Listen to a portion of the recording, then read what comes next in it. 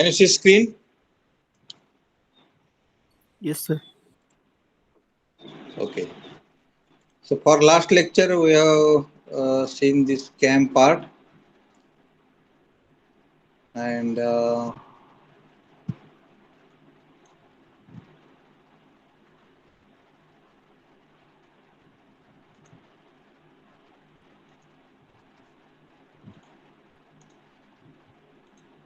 I was told that we are going to see some problem based on that CAM.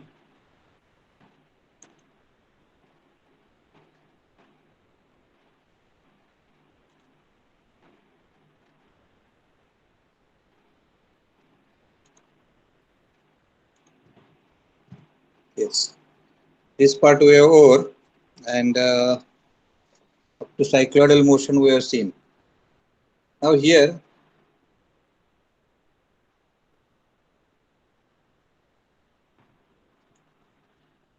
can you see this problem? How we are going to tackle with CAM designing, that we are going to see here. So in this case, we have seen types of cam, types of follower, then which type of motion is given to the follower when cam is going to rotate. That all part we have covered.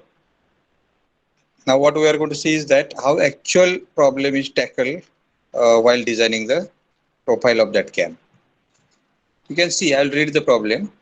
A cam is to give the following motion to a knife edge follower. It means that we have to have the knife edge follower. Here we can write that roller follower, or we can write that flat face follower. If you are going to mention here instead of knife edge follower, if roller follower is mentioned, then we have to design it for the roller follower. Instead of drawing knife edge, we have to draw roller. Or if you are going to say that it is flat face, then we have to write the pad or draw flat face. Okay. Now it is knife edge follower. How it has to be that when this cam is going to rotate 60 degree of its rotation, then outstroke is going to happen. That means cam is going to rotate 60 degree, and while rotating it 60 degree, gradually follower is lifting up, or it is going out or away from the center of rotation. The next is that dwell for next 30 degree of cam rotation. After 60 degree, what is going to happen? Cam is going to rotate 30 degree, and that follower is going to be there only. It is not coming up or down. It is ideal, dual. Then third is that return stroke during next 60 degree of cam rotation. Then cam get rotate next 60 degrees, and this follower is going to return to its original position from where it has started its sleep. Okay, so like this, 60 degree rise, 30 degree dual, and 60 degree return. Okay, then what happens to the next remaining revolution or the rotation of that cam, remaining degrees from the one revolution? So it is written that dual for remaining 110 degrees of cam rotation. That means remaining out of 360 degree, we have consumed 60 plus 30 plus 60. That is 150 degrees.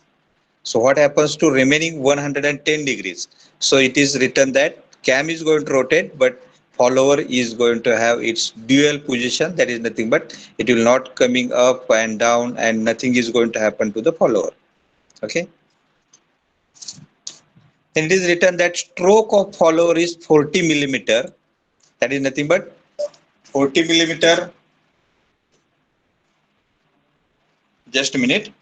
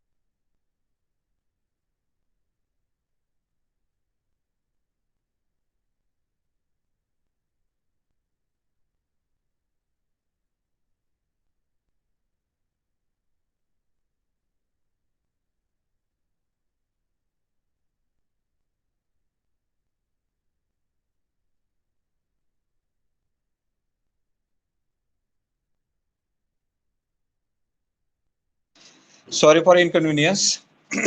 Now see that stroke for the follower, it means that stroke means what? Total lift of follower is going to take place. Total lift is 40 millimeter and the minimum radius of cam is 50 millimeter. It means that cam disc is having minimum radius as a 50 millimeter. Here we can understand that base circle of that cam is 50 millimeter.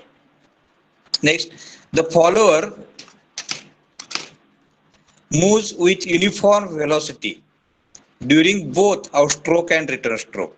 It means that we don't have any combination which we have seen for the follower motion, that is uniform velocity, uniform retardation and acceleration, then cycloidal, then SHM, all these motions we have seen. But here in this case, rising is taking place with uniform velocity as well as lowering is taking place with uniform velocity only. Okay, then draw cam profile of the cam for what? Number one, the axis of follower passes through the axis of cam shaft, means radial cam, which we have seen. And second, the axis of follower is offset by 20 millimeter from the axis of cam shaft. That means both way we have to draw cam profile. We have to design this cam. Out of that, which will be convenient, that will be selected by the design engineer. That is you again, according to the application, which is convenient. Now by reading this problem, what we can understand that what are the specifications of the cam and follower are required. Okay, so here we have understood all the things. Now how to draw it? So first of all, what you have to do is that you have to take scale. Now while drawing cam profile, you have to take scale first. And for what purpose you are going to take scale? So I will take this diagram away and concentrate on this diagram, which we are going to call as a displacement diagram. Is it visible? Let me know. Am I audible? Yes, sir. Okay, ठीक आहे. आता ह्याच्यात काय सांगितलंय आपल्याला की मगाशी problem आपण वाचला, आउटस्ट्रोक 60 डिग्रीज आहे, त्यानंतर ड्युएल आहे 30 डिग्री आणि त्यानंतर रिटर्न आहे 60 डिग्री. आपण ह्याच्यावर कॉन्सन्ट्रेट करू आता. आणि टोटल लिफ्ट जी आहे ती फॉलोअरची 40 मिलीमीटर आहे. तर आपण काय करणार पहिल्यांदा की 40 मिलीमीटर उंची आणि 360 डिग्रीज हॉरिझॉन्टल असा एक चौकोन आखून घ्यायचा आहे. ओके, आता 360 डिग्री अर्थात हा मी ड्रॉ करतो.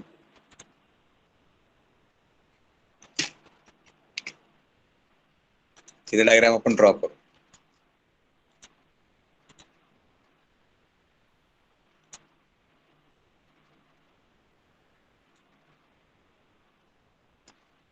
मला कोण सांगू शकेल की how we can draw line of 360 degree?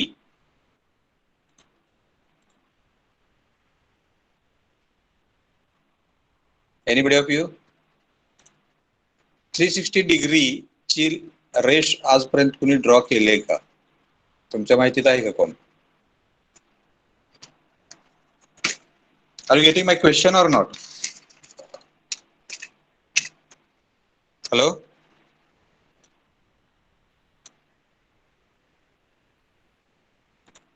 Sir 2πr sir. 2πr. आता ह्याच्यात आर कुठला घ्यायचा?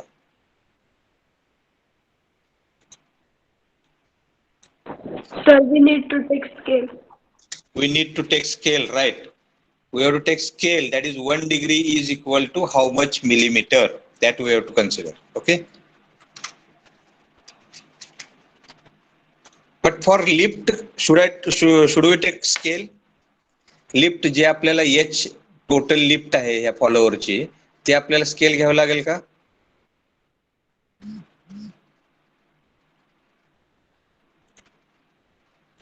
लिफ्ट ही मिलीमीटर मध्येच दिले. 40 मिलीमीटरची रेष मारता येईल आपल्याला? Yes or not? Hello,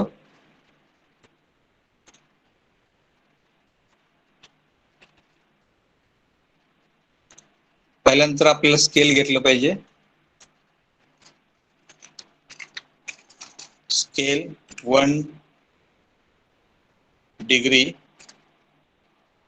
is equal to 1 millimetre घेऊया आपण.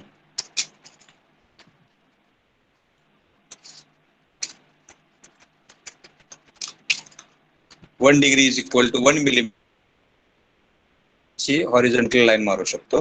व्हर्टिकल लाईन मारली 40 मिलीमीटरची. आता 360 डिग्री हॉरिझॉन्टल ज्यावेळेला आपण रेष मारतो त्यावेळेला त्यातले 40 डिग्री 60 डिग्री जे आहेत it is given for the lift. Suppose here we have got the 60 degree. So this distance is 60 degree. आता अर्थात 60 डिग्री म्हणजे 60 मिलीमीटर आहेत कारण we have taken scale.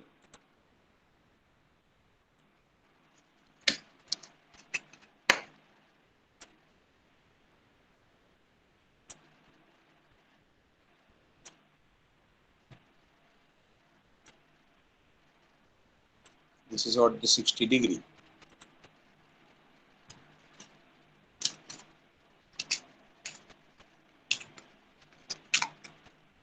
Okay, हे 60 डिग्री आहे म्हणजेच आपल्याकडे 60 मिलीमीटर कारण इथं आपण स्केल घेतलंय. Now how it is moving, it is moving with uniform velocity. आपल्याला युनिफॉर्म व्हेलॉसिटी कन्स्ट्रक्शन कसं बघितलं होतं आपण?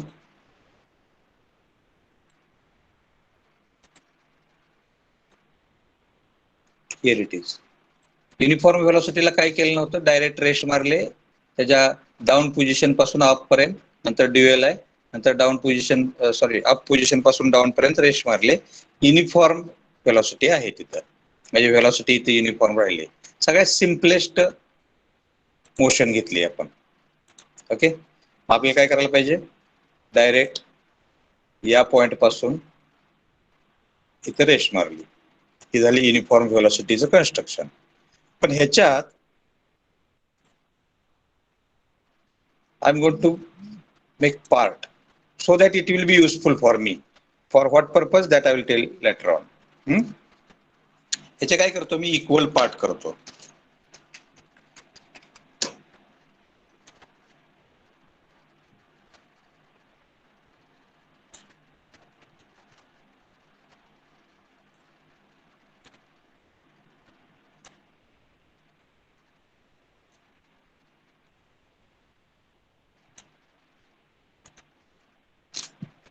किती पार्ट केलेत मी इक्वल?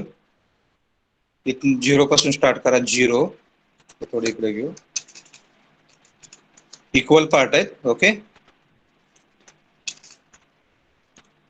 0 1 2 3 4 5 6 पार्ट केले. You can do it as per your requirement. जेवढे कमी पार्ट कराल तेवढं रफ तुमचं ड्रॉइंग येणार आहे, जेवढे जास्त पार्ट कराल तेवढं स्मूथ कर्व येणार आहे. Okay, now I have to concentrate on these points. हा एक पॉइंट जो 0चा आहे,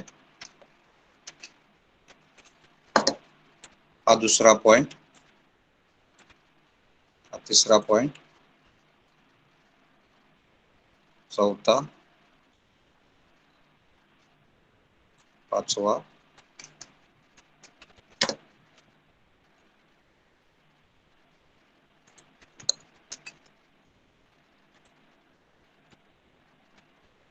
सहावा, 0 1 2 3 4 5 6. हे जे पॉइंट आहेत इथं मला कॉन्सन्ट्रेट करायचं आहे. फॉर सिम्प्लिसिटी आय विल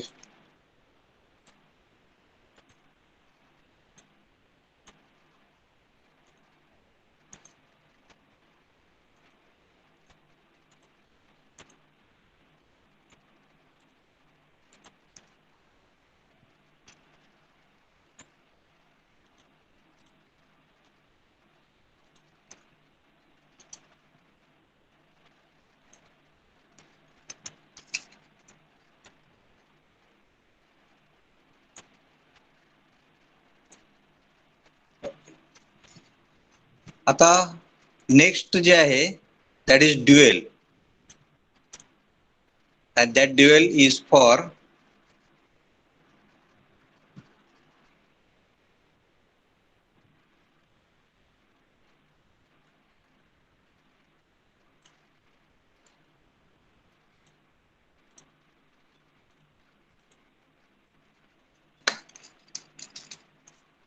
काय केलं मी सांगतो मला.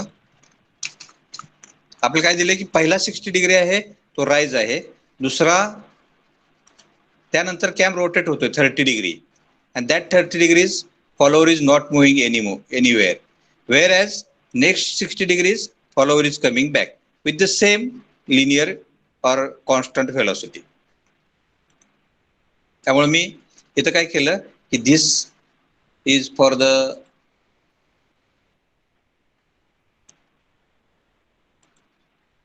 this 30 degrees. मग 30 डिग्रीला मी कुठलेही पार्ट केले नाहीत काय नाही, तिथनं पुढे 30 डिग्री मेजर केल्या म्हणजे आपल्या स्केल प्रमाणे 30 मिलीमीटर आणि ते ड्युएल साठी ठेवलं. ओके, त्याच्या पुढचे जे 60 डिग्री आहेत follower is coming back. So what you have to do, follower is coming back means from up it is coming down. Now in this case again I will concentrate on these points.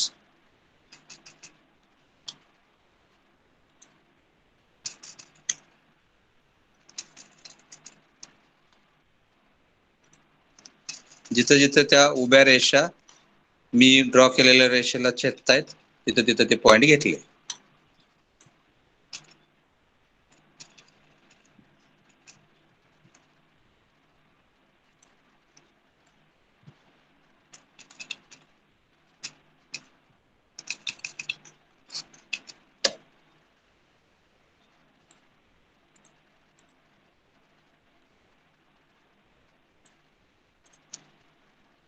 Okay, here I have completed.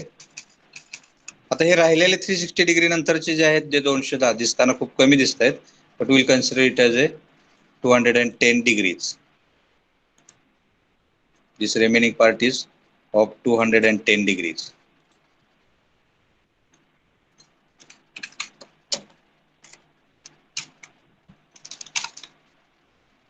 Okay, so we have completed our displacement diagram. Now what we have to do is that we have to draw profile. For drawing profile, what you have to do, again we have to take help of statement, and first of all we have to draw, or we have to take one center and draw one circle of minimum radius or base radius. Problem मध्ये आपल्याला दिलंय की minimum radius is 50 millimeter of cam, that is base circle is of 50 millimeter. मी 50 millimeterचं एक circle draw केलं, बरोबर 0 degree मी इथं consider केलेत. This from where the cam is going to start. So here I will consider it as a 0 degrees.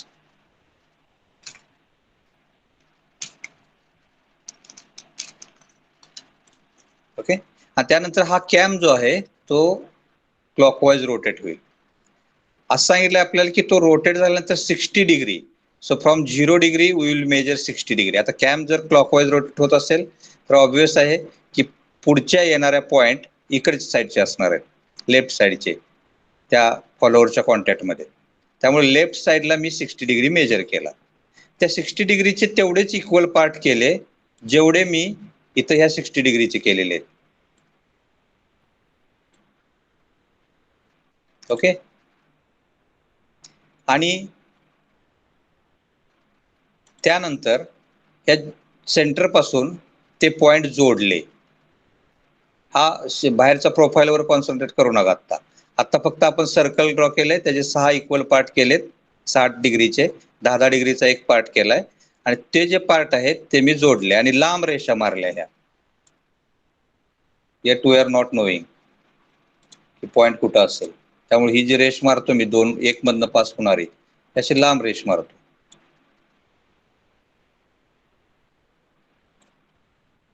Okay. तशीच 2 मधनं pass होणार आहे, 3 मधनं पास होणार आहे, 4 मधनं पास, 5 मधनं आणि 6 मधनं. आता ह्या बेस सर्कलच्या आतमध्ये हा फॉलोअर येऊ शकत नाही.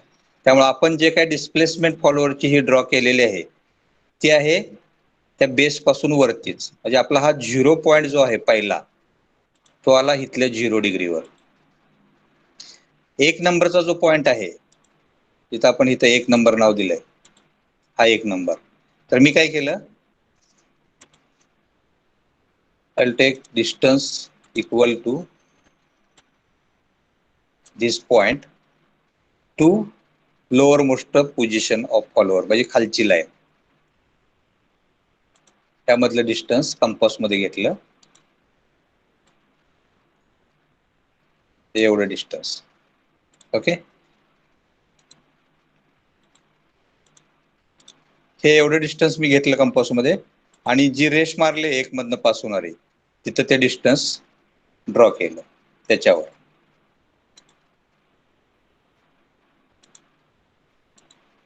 म्हणजे ते एवढं डिस्टन्स असेल.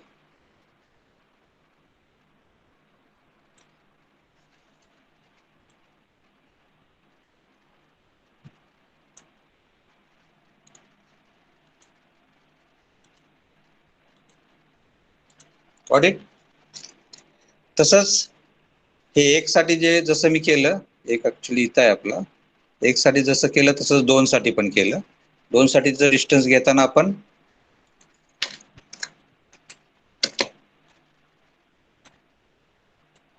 एवढं डिस्टन्स घेणार आहे. ओके. तसंच 3 साठी घेतलं.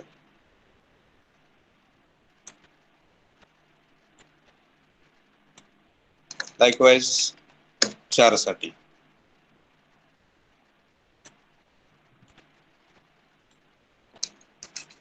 लाईकवाईज 5 साठी.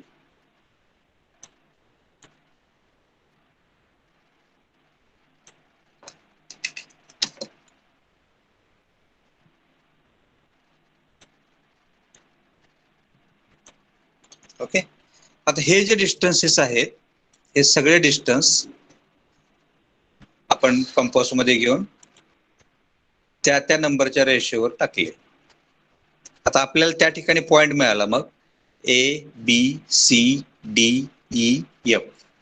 हा जो पॉइंट आहे हे स्मूथ करवणं, आपल्या फ्रेंच करवणं किंवा हाताने तुम्ही जॉईन करून घ्यायचे. हे झालं त्या कॅमचं प्रोफाईल. त्यानंतर आपल्याला सांगितलं की 30 degree is for the dual. Remaining 30 degree ज्यावेळेला कॅम रोटेट होतो त्यावेळेला तो ड्युएल आहे. त्याच्यामुळे मी काय केलं की या F पर्यंत डिस्टन्स कंपास मध्ये घेतला आणि सरळ एक सर्कल ड्रॉ केला. कारण तेवढं ड्रॉ रोटेट झाल्यानंतर हा कॅम ज्यावेळेला रोटेट होईल त्यावेळेला फॉलोअरला कुठलीच मोशन मिळणार नाही. ओके.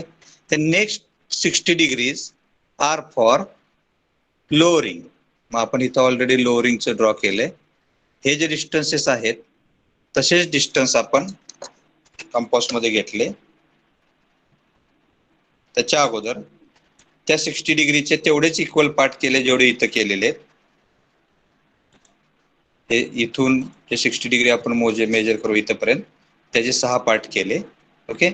आणि ते 6 पार्ट परत रेषेने जॉईन केले.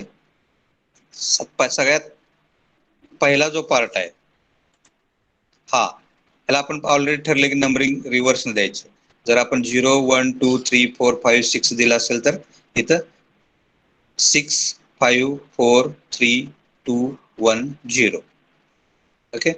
त्यामुळे इथनं आपण डिस्टन्स घेतलं, ते डिस्टन्स या 6 वर मारलं इथं. त्यानंतर पुढच्या नंबरला आता इथे यांनी डायरेक्ट नंबरिंग घेतलंय, आपण रिव्हर्सने घेतलं तरी चालतंय. रिव्हर्स सोपं पडतं कारण आपल्याला कळायला. ओके. मग तेवढं डिस्टन्स घेतलं, that is nothing but second distance. हे डिस्टन्स घेतलं इथलं. त्यानंतर इथलं डिस्टन्स घेतलं. ओके. त्यानंतर इथलं डिस्टन्स घेतलं. त्यानंतर हे घेतलं. त्याच्यानंतर हे घेतलं. आणि नंतरचा तर पॉइंट खालीच आहे. Okay. So we can't take any distance. इथपर्यंत आलो परत. Then join that again with the smooth curve.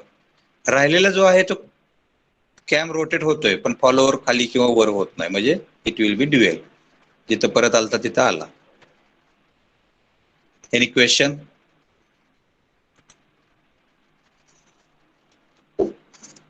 Hello.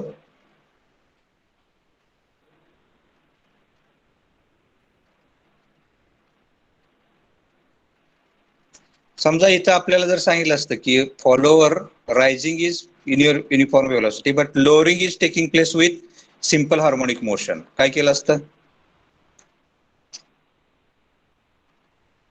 I expect answer from you. काय केलं असतं? आहे असं कन्स्ट्रक्शन ड्रॉ केलं असतं का इकडे सर्कल म्हणजे सेमी सर्कल ड्रॉ करून त्याचे इक्वल पार्ट करून तिथं जेवढे आहेत तेवढेच पार्ट त्या सेमी सर्कलचे केले असते, त्याचे प्रोजेक्शन घेतले असते?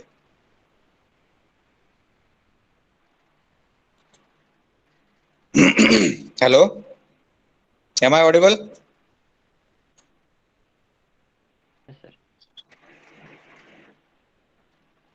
ह्याच्यात कोणाला काय शंका आहे?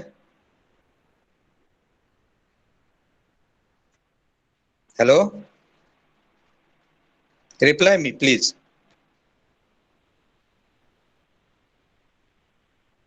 कोणाला डाऊट आहे का काय?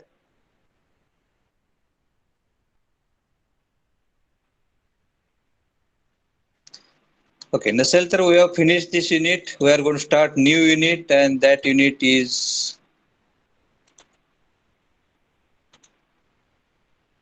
gyroscope.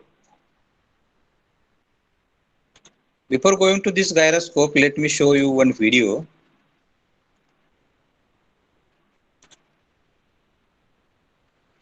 Later on, I will show you demonstration also. Voice is not audible actually. So what I am going to explain here is actually एक चाक घेतलंय आपण. आता हे चाक ज्यावेळेला आपण रोटेट करू, ओके, आणि स्टेशनरी असेल त्यावेळेला दोन्हीमध्ये काय फरक पडतोय बघा, की स्टेशनरी असताना आता स्ट्रेट राहिले चाक हे, कारण मी त्या चाकाला सपोर्ट दिलाय. एका साईडला जर मी सपोर्ट दिला त्याला, तर तेवढा टॉर्क म्हणजे मला जो फोर्स लागणार आहे तो जास्त लागणार आहे, कारण मी एका पॉइंटला सपोर्ट करून राहू शकत नाही तिथं, राईट? दोन्हीकडे सपोर्ट केला पाहिजे तर ते व्हर्टिकल राहील चाक. हे तर खाली पडेल एका साईडला फक्त दिलं तर.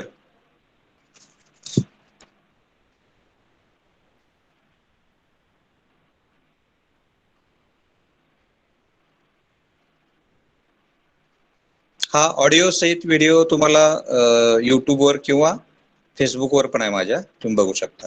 आता काय झालंय बघा, मी एकाच ठिकाणी सपोर्ट दिलाय फक्त.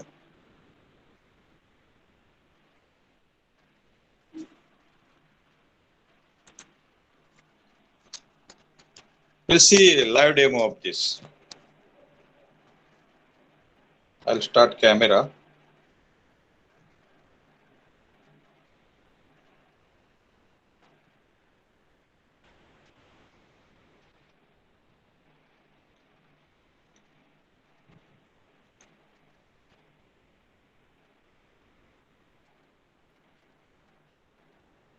Can you see me? Yes, sir. Okay. Live demo ह्याच्यामध्ये इम्पॉर्टंट हे आहे की आपल्याला कन्सेप्ट समजला पाहिजे त्याचा. आपण लहानपणापासून ते बघितलं ऍक्च्युली, की तुम्ही लहान असताना चाक फिरवलं असेल रस्त्यानं.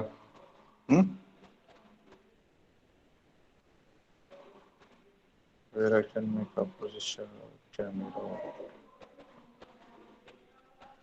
switch camera. एक चाक दिसतं इथं, जिथं मी एका साईडला ह्याला दोरी बांधून ठेवले वरती अडकून, दिसतंय? Yes, sir. ओके. आता हे चाक ज्यावेळेला मी एकाच ठिकाणी त्याला सपोर्ट केलाय ना, त्यावेळेला जर हे उभं करायचं असेल तर आपल्याला माहित आहे की एकतर दोन्ही साईडला सपोर्ट करायला पाहिजे त्याला.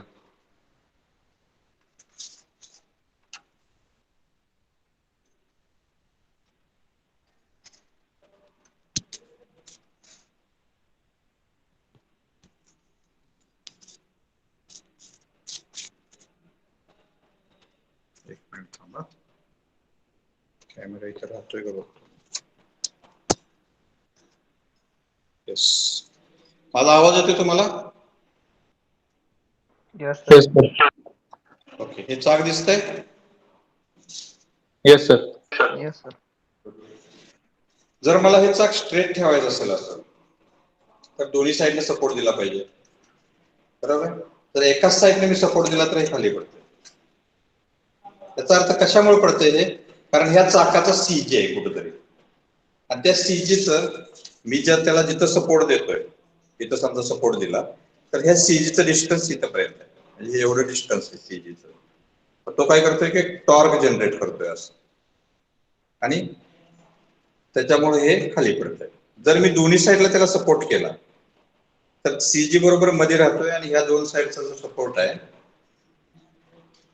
ते जसं की तुम्ही बीमला वगैरे सपोर्ट डिझाईन करता तसं दोन साईडचा सपोर्ट त्याला स्ट्रेट पोझिशन मध्ये ठेवतो. हेच जर मी हेच चाक जर मी रोटेट केलं,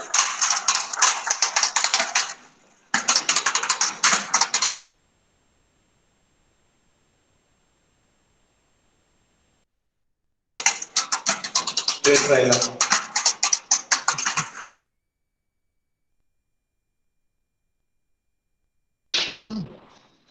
थांबल्यानंतर परत ते त्याच्या सीजी मुळे because of the gravitational force किंवा लॉ ऑफ ग्रॅव्हिटेशन परत एकदा तसंच झालंय ते.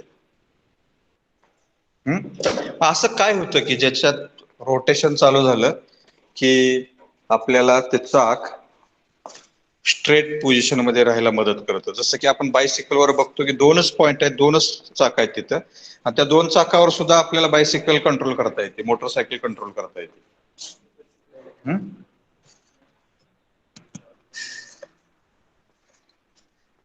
ते पण चाक तसंच डेमॉन्स्ट्रेशन करूया. आवाज येतोय का माझा? Yes, sir. Yes, sir. Audible. आणि व्हिजिबिलिटी चांगली आहे का? Yes, sir. आहे ना, ठीक आहे. हे जे चाक आहे त्याला मगाशी त्या व्हिडिओ मध्ये दाखवल्याप्रमाणे मी जर फक्त इथे सपोर्ट केला त्याला एका बोटानं, हे खाली पडणार आहे. पण दोन्ही साईडला जर मी सपोर्ट केला त्याला, तर दोन्ही साईडला फोर्स बॅलन्सिंग झाल्यामुळं, म्हणजे इथला मधला त्याचा सीजी, त्याने अप्लाय केलेला ग्रॅव्हिटेशनल फोर्स आणि आपण दिलेला सपोर्ट, हे दोन फोर्स इक्विलिब्रियम मध्ये आले, त्याच्यामुळे हे चाक आहे या ठिकाणी जाईल. ओके, तर तेच जर मी या एका साईडचा सपोर्ट काढून घेतला तर ते खाली पडतंय. कारण इथे एक जो फोर्स आहे तो फोर्स काय करतोय, त्याच्यावर टॉर्क किंवा त्याला आपण मुवमेंट म्हणतो, तो मुवमेंट तयार करून तो खाली पडतो. पण हेच चाक एकाच ठिकाणी फक्त सपोर्ट देऊन आपण, अर्थात आता मला हे फिरवावं लागतंय, म्हणजे काय होतंय की हे चाक आहे ते असं पण रोटेट व्हायला सुरुवात. ओके, पण हे लॉ ऑफ ग्रॅव्हिटेशनच्या अगेन्स्ट आहे ना, खाली जो फोर्स ऍक्ट होतोय त्या फोर्सला बॅलन्स करणारा कोणतरी दुसरा एक फोर्स इथे जनरेट करतो. त्या फोर्स म्हणू नको आपण त्याला टॉर्क म्हणू, कारण हा टॉर्क एक जनरेट झालेला, त्याला सपोर्टिव्ह एक टॉर्क तयार होतो, कपल तयार होते त्याला. ओके, आणि हे जे कपल आहे it is occurring because of the rotation. It happens only when this wheel comes into rotation. If it is going to stop, then it is not possible. It means that we have to understand something physics behind what is going to happen when this wheel is going to rotate. And if it is going to happen so, it will happen to every wheel which is rotating. Then we have to find out various applications by means of which such things are happening. And that we are going to do in this gyroscope. And what we are going to see, that this gyroscope, which is known as an instrument, and we are going to have the gyroscopic effect. So right now what you have seen is the gyroscopic effect, which is generated because of the gyroscopic couple. And this gyroscopic couple only when comes into activation when wheel is going to rotate. Okay, ते wheel rotate होत असताना आपण हे पण बघितलं की ते circular पण रोटेट व्हायला सुरुवात, त्याचा जो ऍक्सिस ऑफ रोटेशन आहे तो ऍक्सिस ऑफ रोटेशन पण रोटेट व्हायला सुरुवात झाली. मग आपल्याला दोन तिथे रोटेशन मिळत आहेत. एक आहे ते डिस्क स्पिन होते, त्याला आपण रोटेशन म्हणू डिस्कचं, आणि दुसरं आहे की तो ऍक्सिस रोटेट होण्याचं स्पीड. आता मी त्याला रोटेट केल्यामुळे तो ऍक्सिस रोटेट झाला, त्याला जर थांबवायचा प्रयत्न केला तर तो थांबणार नाही. मग आपल्याला जर दोन सिच्युएशन अशा झाल्या की व्हील रोटेट होतंय आणि त्याच्या ऍक्सिसला मी रोटेट केलं तर त्याचा इफेक्ट नक्कीच दुसरीकडे कुठेतरी काहीतरी होणार आहे. Where such situation occurs, it may occurs in two-wheeler, it may occurs in bicycle, it may occurs in four-wheeler. Moreover, it may occur in aeroplane, कारण एरोप्लेन मध्ये पण दोन इंजिन आहेत, ते रोटेट होणारे इंजिन आहेत. ओके, त्यांचा टर्न जर घेतला आपण तर ते पण गायरोस्कोपिक इफेक्ट जनरेट करतात. And basically it has observed in ship.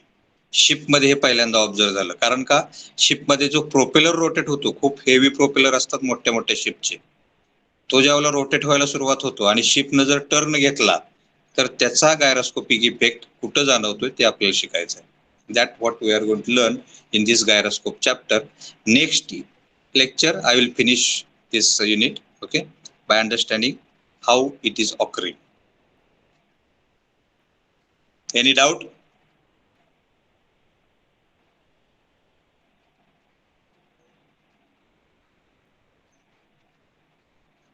Hello?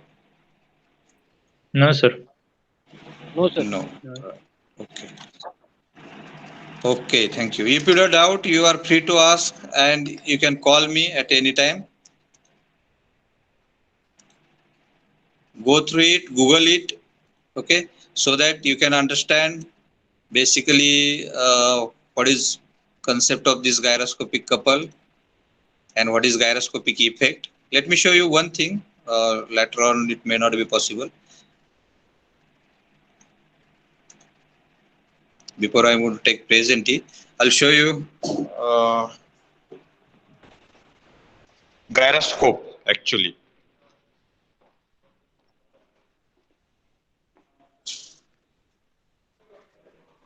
This instrument is known as a gyroscope, in which it is made that this disc can rotate. Okay. Simultaneously, the axis on which this disc is rotating, this axis also can be rotated about vertical axis. Okay. If this axis is rotating about vertical, हे axis भोवती तो rotate होतोय vertically. Okay, असा rotate झाला तर. त्याचबरोबर एक horizontal axis त्या डिस्कच्या रोटेशनला, जो डिस्कचा ऍक्सिस आहे त्याला बरोबर परपेंडिक्युलर एक हॉरिझॉन्टल ऍक्सिस, त्याच्या भोवती पण हे रोटेट होतंय. त्याची किती डिग्री फ्रीडम झाली याला? एक व्हर्टिकल प्लेन मधली, दुसरी हॉरिझॉन्टल प्लेन मधली, ओके, आणि त्याला परपेंडिक्युलर असलेल्या अजून एका व्हर्टिकल प्लेन मधली. ओके, म्हणजे तीन म्युच्युअली परपेंडिक्युलर प्लेन मध्ये ह्या डिस्कला डिग्रीज ऑफ फ्रीडम आहेत. This is called as gyroscope, and based on this gyroscope, the effect is known as gyroscopic effect, and the couple which is generated is known as gyroscopic couple. Okay, I will take present T.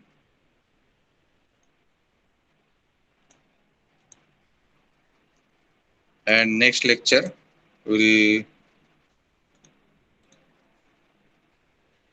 finish this unit also.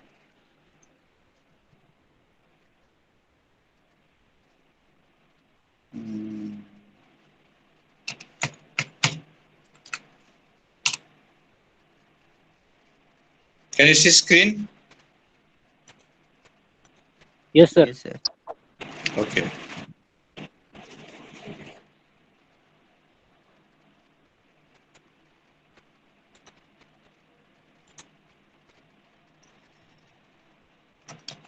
Six.